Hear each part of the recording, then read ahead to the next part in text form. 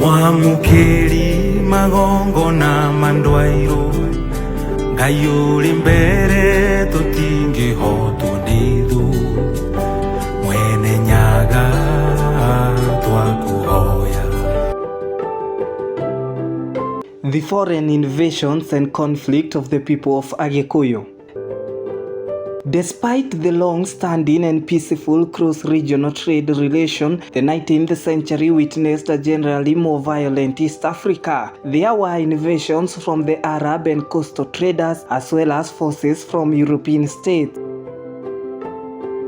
The Kikuyu were as militaristic as any other tribal peoples in the region in a period where the introduction of firearms meant that only a small band of warriors was required to wreak havoc on its neighbors. Trade caravans traveling to and from the coast were a particular target, as were the resources of poorly defended villages, which could also be a source of slaves valuable for trading. The Kikuyu raiding parties were known as the Fari, which derived from the Swahili word safari, meaning a journey or caravan. The Kikuyu seem not to have been interested in cultivating long-term peaceful commercial relations with Arabs and Swahili coastal traders over a duration of the 19th century. This was perhaps a symptom of the lack of a centralized political system, which might have allowed the Kikuyu as a whole to take such opportunities or better face the threat from Britain, eager to establish a colony in the region from the late 19th century. The British East Africa Protectorate was established in 1895 and the colony of Kenya in 1920.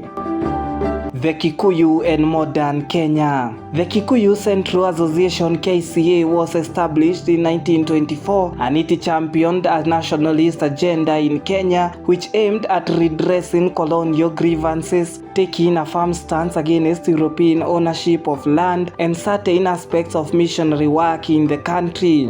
There were also severe practical problems caused by an increase in population density in the Kikuyu highlands, where the soil was no longer able to bear the intensive agriculture required. The KCA brought the Kikuyu to the forefront of African nationalism in Kenya, but the organization was banned by the British government during the Second World War between 1930 to 1945. In 1944, the KCA's successor was created, the Kenya African Union or KAU. One of the founders of the KCA was Jomo Kenyatta between 1891 to 1978, and he continued to take a prominent role in post-war Kenyan politics, being elected as president of KAU in 1947. The so-called Mau Mau uprising, a British term of disputed significance, occurred between 1952 and 1960. This was a violent episode in the country's history which saw the Kikuyu again take the leadership, but this time in a much more militant, anti-colonial guerrilla action against both the white settlers and Kikuyu, who were considered collaborators with the colonial system. A particular policy aim was the removal of white landowners from the former Kikuyu territory known as the White Highlands, a particularly fertile area which the Kikuyu had been excluded from farming by the colonial government. Kenyatta was tried and imprisoned for his role in the uprising, although the evidence used against him was later found to be perjured.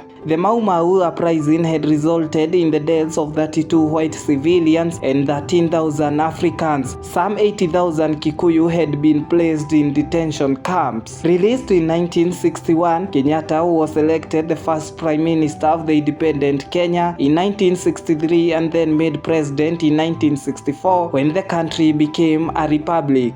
After this post-war decade, Kenya was then surprisingly peaceful and gained significant economic success, particularly from exports such as tea and coffee and from tourism to its national park.